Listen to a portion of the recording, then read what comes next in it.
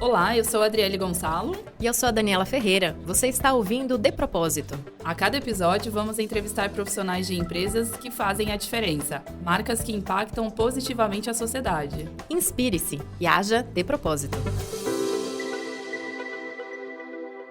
Sejam bem-vindos ao episódio de hoje com uma convidada que representa um dos melhores momentos do dia, o cafezinho. Nosso objetivo é sempre dar visibilidade às marcas com propósito e causas que elas abraçam para fazer a diferença na vida das pessoas. E hoje, então, estamos aqui com a Cláudia Leite, que ela é Head de Sustentabilidade e Comunicação Corporativa da Nespresso. Cláudia, é um prazer tê-la aqui com a gente. Muito obrigada. Obrigada por convidar, pelo convite de estar aqui com vocês para esse momento do cafezinho.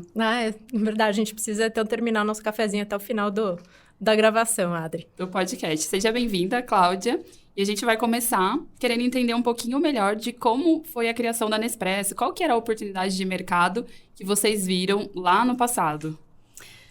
A ideia surgiu de uma visita de 2 engenheiros a uma cafeteria na Itália e eles pediram um café expresso. E o barista que estava ali preparando aquela bebida fez 7 cafés e jogou todos fora. Só o último que estava perfeito ele realmente entregou. E aquilo intrigou aqueles 2 engenheiros que pensaram, nossa, como é difícil fazer esse café. Eles voltaram então para o centro de pesquisa da Nestlé na época e ficaram 16 anos desenvolvendo o que foi lançado então em 86 como esse conceito do café porcionado. E o que eles queriam? Que você pudesse, ao toque de um botão, preparar um café sem desperdício, garantindo que você teria a quantidade precisa de pó de café, de água e de energia para que você consumisse só aquilo que você precisasse. Eu gosto de dizer que o maior bebedor de café do mundo é a pia. Quem nunca jogou uma xícara de café fora? Não é? Desperdiça-se muito alimento no mundo e para o café não é diferente. A gente precisa mudar o nosso olhar para o café e vê-lo como alimento. Então, tudo nasce dessa experiência para não ter um desperdício. Excelente. E aí, nesse ponto de vista, Cláudia, assim, qual que seria o propósito da empresa, né? A partir dessa necessidade, dessa questão do desperdício, enfim, vocês têm um propósito definido, alguma coisa assim que vocês comunicam? Que já nasceu ali no princípio, nesse consumo preciso e garantindo que todo o processo fosse sustentável. Mas enquanto sentença, enquanto frase, o que a gente difunde tanto dentro da companhia é criar uma vida com mais sabor e significado. Sem dúvida, você tem que ter um produto maravilhoso, mas ele não é só como ele é feito, mas o que ele causa de impacto, de contribuição em toda a cadeia. Quais são os pilares que vocês seguem de sustentabilidade? Hoje nós temos um compromisso mundial que se encerra em 2020, então estamos aceleradíssimos para poder entregá-lo. Até o final do ano tem que fazer tudo, muito trabalho. Que se chama The Positive Cup, ou seja, a xícara positiva, baseado em 3 grandes compromissos. O primeiro fala de aquisição dos nossos cafés de maneira sustentável, isso 100% dos nossos cafés, através do trabalho direto com os nossos produtores, com cerca de 1.200 famílias no Brasil, já que o Brasil é o maior fornecedor de cafés para a Nespresso. O segundo pilar fala de clima, aquecimento global, e como é que nós medimos a nossa pegada de carbono na nossa cadeia e, em cima disso, neutralizamos aquilo que nós geramos. Ou seja, vamos chegar agora em 2020 como uma empresa 100% neutra. E o terceiro objetivo, ele fala de gestão responsável da cadeia de alumínio. Sem dúvida, a reciclagem é uma atividade super importante, mas ela não é a única. Nós olhamos para toda a cadeia. E num olhar mais amplo de reciclagem, falar de economia circular, nós queremos que os subprodutos que nós estamos gerando ali em toda a nossa cadeia, eles voltam com um novo ciclo, reduzindo o desperdício, reduzindo a extração, mas garantindo uma segunda vida para eles também. É um grande desafio, né? Já que considerando que na cápsula só tem 1 grama de alumínio, né? Enquanto na latinha tem 13, né? Então, o próprio coletor, às vezes, acaba dispensando, né, a cápsula. E como vocês têm tratado isso no dia a dia? A cápsula de Nespresso, ela é 100% reciclável. Existem muitos mitos sobre as cápsulas, achando que elas não são recicláveis, ou que a companhia não tem esse compromisso, não faz esse trabalho. E cada vez mais que a gente comunica, a gente leva esse tipo de informação. Hoje, nós temos no Brasil pouco mais de 100 pontos de coleta, e eles estão disponíveis no nosso site, o que nos traz uma capacidade de reciclagem de mais de 80%. O que isso significa? Quanto da nossa base de consumidores tem acesso a uma solução de reciclagem de Nespresso? Pelo nosso modelo de negócios, nós não vendemos no supermercado, sabemos quem é o nosso consumidor, onde ele mora, o que ele gosta e priorizamos os pontos para ficar sempre perto dele. Cada vez mais a gente tem engajado esse consumidor para participar desse processo. E nós trazemos, então, desses pontos por logística reversa para o nosso centro de reciclagem, que fica na região metropolitana de São Paulo. Lá, nós separamos mecanicamente o pó de café do alumínio e damos o destino ambientalmente correto para ambos, sendo que o alumínio ele vai ser fundido e volta para a cadeia do alumínio em diversas aplicações no mercado, e o pó de café ele vai ser então compostado e virar adubo orgânico. Você trouxe a questão do baixo volume do alumínio de 1 grama, e aí conversando com as cooperativas, eu me recordo quando começamos na Nespresso aqui no Brasil, e falando com elas perguntavam quantas toneladas eu vou ter disso num mês? Nenhuma, nem num ano, o que não tira de nós a responsabilidade de dar o destino correto. Então, um pouco o interesse de trabalhar com essas cooperativas para serem nossas parceiras. E, Cláudia, tem uma questão assim que vocês engajam muito justamente o cliente para participar disso, até porque, como você falou, vocês têm um programa de relacionamento próximo, né? Por conhecer, enfim, esse cliente de vocês. Vocês já imaginaram alguma forma, ou por que vocês não escolheram, por exemplo, dar um prêmio para quem recicla, um desconto, assim? Como que é essa visão de vocês em relação à parte que cabe aí a cada pessoa, né? Enfim, a empresa? Acreditamos que a reciclagem é uma responsabilidade encadeada e compartilhada. A própria Política Nacional de Resíduos Sólidos traz isso. A companhia tem sim um papel de trazer soluções, trazer conveniência, mas nós contamos com o consumidor para que isso aconteça. E no princípio nós ouvíamos muito esse questionamento. O que eu ganho se eu reciclar? Ou se eu der as cápsulas para você? Um planeta melhor, sem dúvida. E é uma grande discussão interna. Devemos ou não dar algum tipo de benefício? É óbvio que se dermos um benefício, o engajamento vai ser maior. Também é sabido que ele vai chegar para a marca A, B, C, qualquer uma. Falar, olha, a Nespresso me bonifica, me dá um desconto. Eu só vou fazer se você fizer para mim também. O que parece que é um processo educativo, num primeiro momento, de fato não é. Porque ele cria uma dependência e reduz a responsabilidade que, de fato, nós temos de escolher produtos que são mais sustentáveis.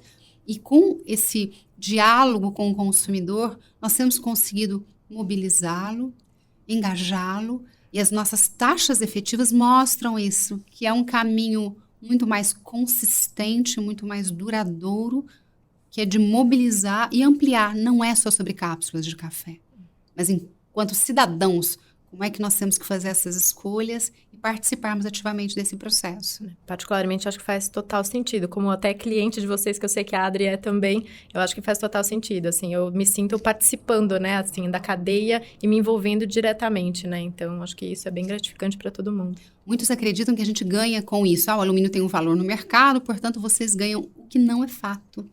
Hoje, para que a operação aconteça, nós fazemos um investimento no Brasil na casa de 5 milhões de reais para que a reciclagem aconteça de maneira efetiva e com isso a gente consiga mobilizar o nosso consumidor, mas também investimos para que essa comunicação e essa divulgação sobre a reciclagem e economia circular sensibilize para outros produtos também.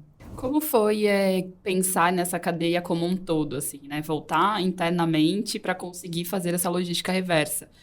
Conta um pouquinho para a gente quais foram os maiores desafios ou barreiras que vocês enfrentaram aqui no Brasil. Eu tenho um histórico completo, ainda mais que eu fui a primeira colaboradora América Latina da Nespresso e trouxe a marca para o Brasil.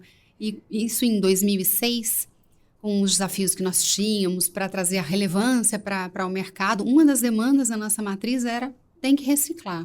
Eu fui a campo conhecer, entender como isso acontecia e percebi que não seria assim tão simples. Nós buscamos diversos possíveis parceiros no mercado e entendemos que, para começarmos, deveríamos fazer o nosso próprio sistema. Então, desde a conexão dos maquinários, o que nós fomos ali desenvolvendo para que eles tivessem a maior eficiência, não só de operação, mas também ambiental, dos pontos de coleta, tendo as nossas boutiques como um ponto central.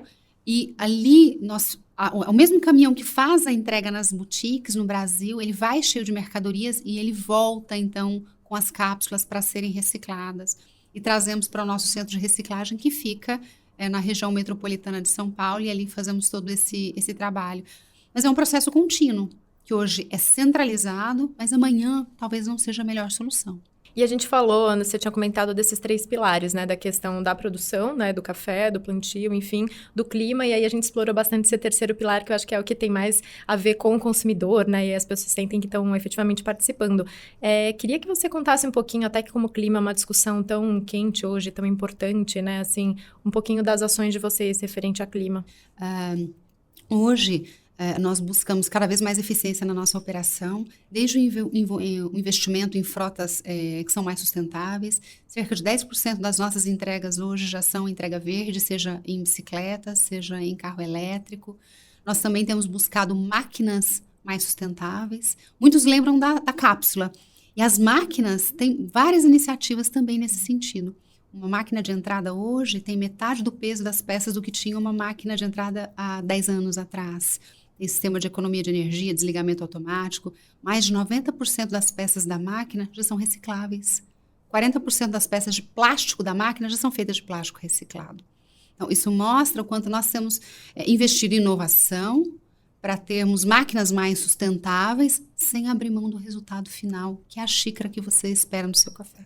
Como vocês veem esse posicionamento na retenção de clientes? Tem ajudado? Eu sei que vocês têm um programa de fidelidade, mas como o consumidor ele enxerga essas ações da marca? O consumidor de Nespresso ele é muito conectado com a marca. Ele é um embaixador, ele é um fã. Acho que melhor do que ter clientes é você ter fãs. E a gente tem muito isso, uma relação de muito respeito, de muito carinho. Ele participa ativamente, ele se engaja, ele quer saber cada vez mais. Eu posso dizer que hoje é um diferencial falar de sustentabilidade, mas enquanto negócio é questão de sobrevivência da marca e de existência cada vez mais. O planeta demanda isso, os consumidores, as instituições, e nós queremos estar à frente, não só garantindo que a nossa operação vai ser mais sustentável, mas mobilizando outros parceiros. Um exemplo disso é que nós convidamos outras marcas de café para conhecerem a nossa estrutura, os concorrentes mesmo. Eles estranharam no primeiro momento que a Nespresso está me chamando para conhecer. Abrimos a nossa operação e falamos o que a gente pode fazer em conjunto. Então, essa é uma resposta também ao consumidor, mostrando para ele que a gente está se mobilizando para ter um trabalho responsável, maduro, que vai além de pensar só no que a gente está gerando de impacto, mas causar um impacto positivo e mobilizando mais. E aí, até do primeiro pilar que a gente falou, né, dos produtores também. Aí, se a gente puder falar um pouquinho deles, como que é essa certificação, como que é esse relacionamento, envolve treinamento, como que é essa relação? Tudo começa nas fazendas de café. Hoje são 1.200 no Brasil. Nós trabalhamos diretamente com eles, através dos nossos agrônomos, e de maneira consistente entendemos qual é a realidade de cada um. Seja o produtor pequeno, médio e grande, cada um tem um desafio, e assim nós vamos avançando. A Nespresso paga de 30% a 40% a mais do que o valor de saca, o valor básico daquele café no mercado, mas não é só uma questão de preço. É uma questão de valor. O quanto a gente reconhece, valoriza, traz dignidade, traz orgulho de ele falar, eu sou um produtor rural, eu sou um produtor do campo. E com isso você gera o interesse até dos filhos, da família em continuar naquele negócio, que para nós tem um impacto fenomenal. No final do ano passado, na Semana Internacional do Café de Belo Horizonte, nós fizemos uma grande premiação, trazendo os nossos produtores, mas não foi só a entrega daquele prêmio de 10 milhões de dólares que entregamos como adicional de sustentabilidade, mas fizemos uma homenagem para 10 deles, representando todos os nossos produtores, e cobrimos algumas bancas de jornal e pontos de ônibus na cidade de Belo Horizonte, valorizando aquele produtor no caminho que todos passariam para chegar até a feira. Foi emocionante trazer e garantir que o nome deles, que a imagem deles estava estampada ali. Muito legal. Adri, posso pegar o gancho e fazer a última perguntinha do bloco? Pode. Não sei se ainda tem mais alguma vontade. alguma curiosidade, mas eu fiquei curiosa para saber, enfim, com um passado incrível, né? E aí todo o trabalho que vocês tendo feito, e aí eu gostei da palavra que você usou lá no começo, que é a questão da consistência, né? O quanto isso é consistente. Fala um pouquinho para a gente de planos futuros. O que você pode compartilhar aí com os nossos ouvintes também. Nós estamos encerrando um ciclo em 2020, entregando os nossos objetivos. Já temos conversado e contribuído para as discussões do que será a próxima etapa de 2030. Sem dúvida é um plano global, mas trazendo muita relevância local também. Garantir que o café é produzido em equilíbrio com o meio. E aqui nós temos uma parceria super importante com a SOS Mata Atlântica, abraçando essas regiões e restauro de paisagem, que no final do dia um produtor de café é também um produtor de água. E não basta ter a fazenda que fornece para a Nespresso super sustentável, quase que um oásis no meio de um deserto, mas eu tenho que falar com um vizinho, com outro, que talvez produza café para outra marca, ou produza, sei lá, ou seja, um pecuarista, ou qualquer outra cultura. A gente tem que se falar, porque o planeta é um só. E esse papel da Nespresso em liderar além das suas fronteiras é algo que a gente vai trabalhar muito forte para os próximos anos. Para a gente encerrar essa primeira parte, né, eu acho que fica bem claro, né, que a gente é as nossas escolhas, né, e como a marca pode nos ajudar também e ser um trabalho de várias mãos, né, não ser só da empresa ou só do consumidor. Como a gente consegue todos junto por um objetivo maior, que é o planeta, né?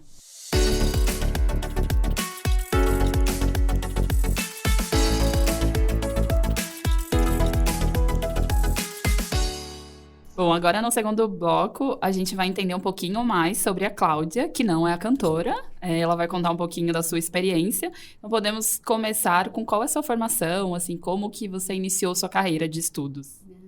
Eu sou nutricionista de formação. E a escolha foi quase coletiva lá em casa, porque tanto eu quanto a minha irmã fizemos nutrição. Porque o alimento sempre foi muito importante no nosso dia a dia. Cozinha, claro, como boa mineira que sou, é o principal cômodo da casa, mas também o nosso olhar para a alimentação como transformadora, aquele potencial que ela tem de realmente nutrir, mas de trazer outros benefícios culturais, sociais, históricos, emocionais. A gente acabou escolhendo a mesma profissão, muito por influência da minha mãe, né, e nos desenvolvemos ali também. E aí outras coisas vieram em marketing, em sustentabilidade, saúde pública, também comunicação. E, de certa maneira, o propósito, ou por que eu estava ali, sempre foi esse questionamento: qual que é o legado? O que eu espero fazer de diferente aqui na minha realidade? E em algumas transições, e talvez alguns pulos ali de carreira não tão matriciais, eu fui descobrindo por que eu estava ali. E, Cláudia, lembrando lá atrás, na casa dos seus pais, enfim, eu sei que você tem até uma raiz ali, né, também com o café, com a produção. Conta como foi um pouquinho, assim, dessa sua infância, como foi vivenciar e até para o que você faz hoje, assim, né, como trabalho. Eu sou de uma região que produz muito café, de uma cidade chamada São Sebastião do Paraíso. E eu brinco que eu nasci na fazenda de café, na Barra da Saia do Café, e vivi muito café durante toda a minha infância e adolescência. Depois, quando saí para estudar, né, aprendi outras coisas, fiquei cerca de 10 anos na Nestlé trabalhando em diferentes áreas, e quando eu fui convidada pela Nespresso para trazer a marca aqui pelo Brasil, me veio uma história inteira. Eu nunca imaginei que um dos grandes diferenciais que eu pudesse trazer naquele momento era a minha vivência. E realmente o mais rico que eu tenho em minha formação, naquilo que eu sei, foi o que eu vivi ali na fazenda de café, não só do ponto de vista técnico da produção, mas o relacionamento com as pessoas. E ao receber esse convite, fui conversar com meu pai, eu falei: então, recebi esse convite, o que você acha? Apresentei para ele, mostrei o que era. Ele lembrou com café de pastilha? Como assim? Sim, mostrei o que era. O aroma está aí dentro, então o frescor tem que estar todo preservado. Foi uma sabatina enorme que eu passei em casa, quase que a última entrevista, para poder entregar, né, realmente aceitar ali esse novo desafio. Mas fez sentido com o que eu acreditava e com coisas que eu realmente vivia. Porque o café é uma cultura que a gente bebe, faz parte do nosso dia a dia. E poder trabalhar com isso e trazer um significado para as pessoas é algo delicioso. Eu acho que ser brasileiro já é quase beber café ali desde muito cedo, né? Assim, eu acho que viver e crescer num ambiente assim, e hoje trabalhar, né, com esse produto, nossa, parece um ciclo assim, né, que você olha assim, gente, tá fechando, né? É predestinado, né? Eu tenho um privilégio de trabalhar com uma coisa que eu acredito. Eu faço porque acredito mesmo. E até falando um pouquinho, né, do meme que todo mundo usa, né, que para começar o dia a gente precisa de uma xícara de café, né? O que faz você todo dia levantar como propósito de ter decidido sobre essa carreira e também com a sua vida pessoal, né? O que a Cláudia aí tá visionando para o futuro? Quais são os desafios do lado pessoal? É claro que a vida e a carreira, né? A Cláudia Leite profissional e a Cláudia Leite pessoa não são dois personagens distintos, tudo se conecta. E eu sempre gostei muito de trabalhar com inovação e com coisas que ninguém nunca fez. E isso foi acontecendo naturalmente, até que descobri a delícia que era fazer dessa maneira, de ter essa liberdade de pegar uma terra limpinha e poder construir alguma coisa. E nesses desafios que foram surgindo ao longo da minha carreira, teve um momento que foi muito marcante para mim, que foi quase que um divisor de águas. Eu estava assumindo uma nova área na Nestlé, a área de saúde, e o desafio era como é que você aumenta a alimentação ou faz com que as pessoas se alimentem melhor dentro dos hospitais, já que para cada leito que você tem, ou para cada paciente, você tem 5, 6 profissionais que trabalham dentro do hospital e essas pessoas se alimentam, né? Criamos um concurso de gastronomia, isso em idos de 2000, 2001, falar de gastronomia hospitalar, hotelaria, numa época que ninguém falava. E isso cresceu de maneira tão positiva que, ao final, ganhou imprensa, reverberou muito em vários canais. E, a partir de algumas histórias que eu acabei sabendo, eu me toquei o quanto a gente é capaz de mudar a vida das pessoas. Eu não estou falando em transformar uma nação, não é isso. Mas uma pessoa que você causa uma felicidade e que você propiciou um bom momento de alegria através daquilo que você faz, e fazer com alegria, fazer com amor, transformar o bom e o belo em algo muito tangível. Eu falei, é isso. E não dá para perder tempo. Então, eu acordo todo dia pensando, qual é o bom e o belo que eu vou fazer hoje, seja na minha casa, seja fora dela. E é bem legal esse propósito, né? Porque aí você tangibiliza, né? De trazer isso para ser uma líder mais humana. Também nas relações pessoais em casa, né? Como a gente consegue ir transformando. Falando nisso, eu sei que você teve aí, dentro dessa história, desse concurso de gastronomia, um ponto de virada aí que a gente pode chamar o dia D, né? Conta pra gente como foi essa experiência. Você sabe porque ela contou em off aqui pra gente antes. Pois é, eu me emociono toda vez, né? Eu tenho que me segurar, não é? Mas quando esse concurso realmente foi comunicado, um dos hospitais que era o finalista, eles vestiram todos os colaboradores com uma camiseta, falando, o concurso, nós somos finalistas. E uma grande apresentadora de TV estava ali em tratamento naquele hospital e perguntou o que é isso. Eles explicaram. E ela comentou, olha, se vocês ganharem, procurem aqui minha equipe. Promessa, dívida, ganharam, fomos atrás, a equipe do hospital.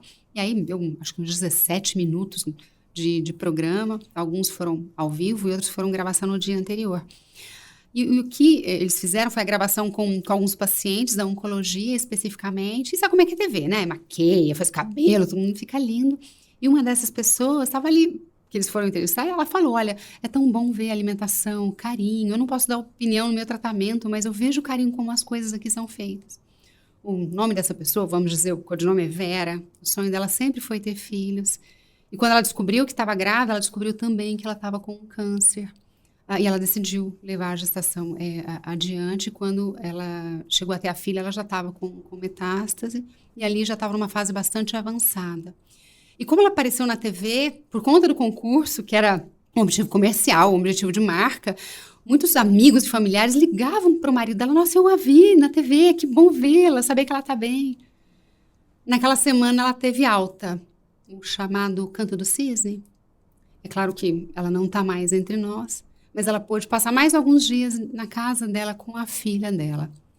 E, na época que foi ao ar, eu não sabia dessa história inteira. Um ano e pouco depois é que eu soube num congresso, a presidente do Conselho Regional de Nutrição falou essa história e eu estava lá palestrando, eu soube de um outro pedaço que eu não sabia. E eu enlouqueci, foi isso mesmo. Falei, gente, ali foi um impacto na vida dessa pessoa, mas eu quero mais isso. Isso me fez muito bem.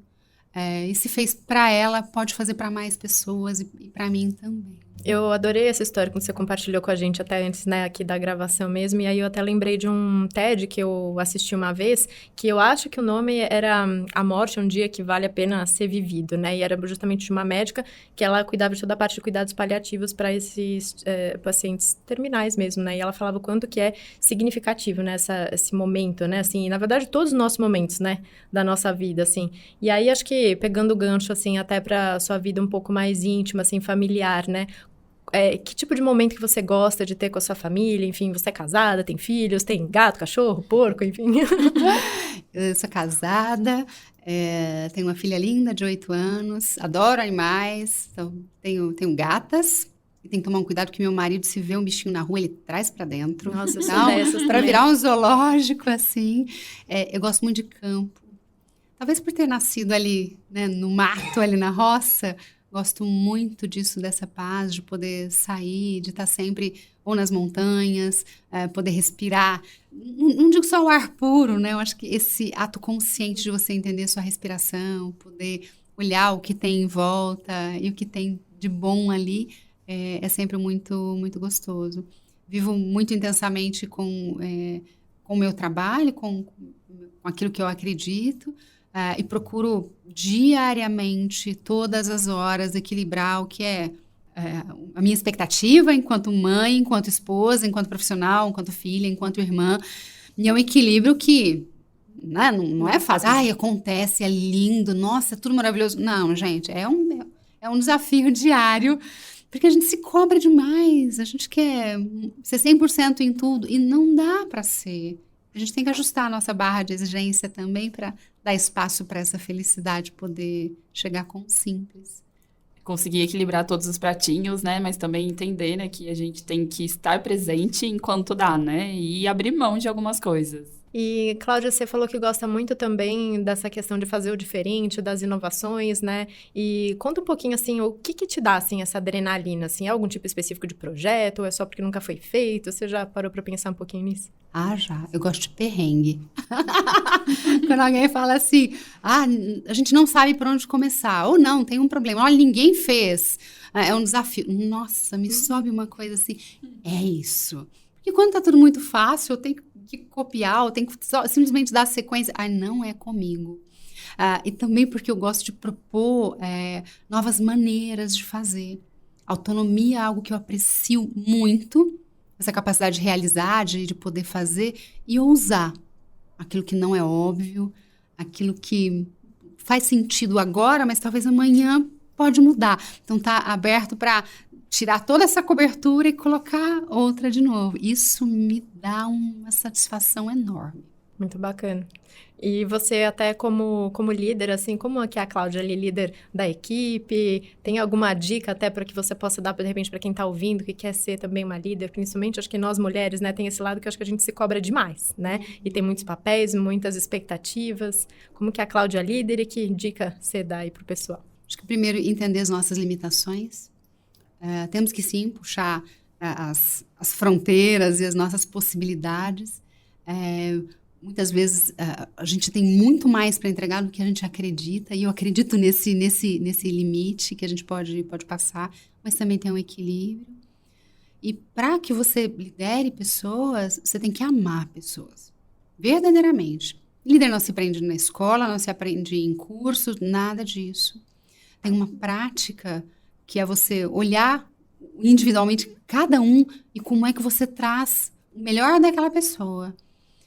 E é um exercício de muita entrega e a gente acha, né, que ensina alguma coisa para alguém ou que pode mostrar para a pessoa alguns caminhos, e é alguma jornada que a gente vai fazer juntos. E por ser uma liderança feminina, creio que você tem é muito mais completa, uma multiplicidade de atributos que você tem e que você consegue desafiar muito mais e trazer as pessoas para um melhor momento. É legal, assim, eu acho que é nosso desafio, né, como liderança feminina, de sentar à mesa, né, a discutir de igual para igual e também proporcionar aos nossos liderados uma liderança mais empática, mais humana, que a gente consiga ter ali uma escutativa, né? Que eu acho que é o principal que o líder consegue trazer no dia a dia. Para a gente fechar esse nosso bloco, eu vou pedir que você deixe algum conselho, um insight para quem está ouvindo, algo que, sei lá, a Cláudia gosta e pode inspirar outras pessoas a agirem de propósito. Eu disse que eu acredito muito naquilo que eu faço. E, claro, eu tive o privilégio de poder estar numa área e de escolher. Acredito mesmo que as pessoas deveriam buscar isso na sua vida. Primeiro, encontrar aquilo que ela se identifica e batalhar por aquela crença, por aquele valor. Abrir mão dos seus valores jamais, mas saber quais são eles. Onde é que você quer investir? Quais são as brigas que você quer comprar? E as brigas não necessariamente são de enfrentamento. Eu acredito nessa conquista através do respeito, através do amor, através do convencimento, de olhar para a pessoa e mobilizá-la para que a gente possa fazer aquilo em conjunto. E ainda que não esteja, o seu propósito não está ali, você ainda não encontrou, você pode desenvolvê-lo ali dentro. Onde pode estar mais difícil, onde você encontra mais barreiras, é onde vai ser muito mais transformador se você conseguir. É um trabalho de persistência, de determinação, de sangue frio, de estômago, que também é necessário no propósito. Não é só o romantismo, é lindo, tá tudo perfeito. É a jornada. É saber onde você quer chegar, ainda que de onde você esteja partindo não seja o ideal. Mas onde você vai chegar, vai ser. E bacana a questão da jornada, né, Cláudia? Às vezes a gente só fica esperando chegar lá, né? Mas curtir a jornada, eu acho que faz total sentido também e traz felicidade, né? Quando a gente vai corrigindo a rota também. Então, Cláudia, muitíssimo obrigada. Foi um prazer ter você aqui com a gente. Obrigada, parabéns pelo trabalho. Muito sucesso sempre. Obrigada, Cláudia. Foi um papo bem legal, né? Se a gente tivesse tanto tempo, a gente continuava aqui com a conversa. E parabéns pela iniciativa. E em breve a gente vai acompanhando mais ações da marca. Você quer deixar até, antes de se despedir também, assim, um contato onde que as pessoas podem te buscar? Se é LinkedIn e da Nespresso também, onde é que elas podem acompanhar? Claro.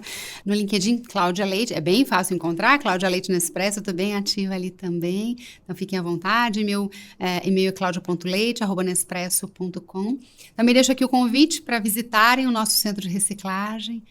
Sempre estou lá recebendo algumas pessoas, isso fisicamente, mas também é possível visitar virtualmente através de um tour que nós temos em 2 línguas, em português e inglês, para conhecer mais sobre as nossas iniciativas. Excelente, muito obrigada. Obrigada, Cláudia. Até a próxima. Se você conhece uma marca, um projeto bacana, mande a sua sugestão em nossa página do LinkedIn ou pelo site depropósito.net.br. Este podcast é gravado no estúdio da agência Imagem Corporativa. Acesse icom.com.br. Até o próximo encontro. Obrigada, até mais.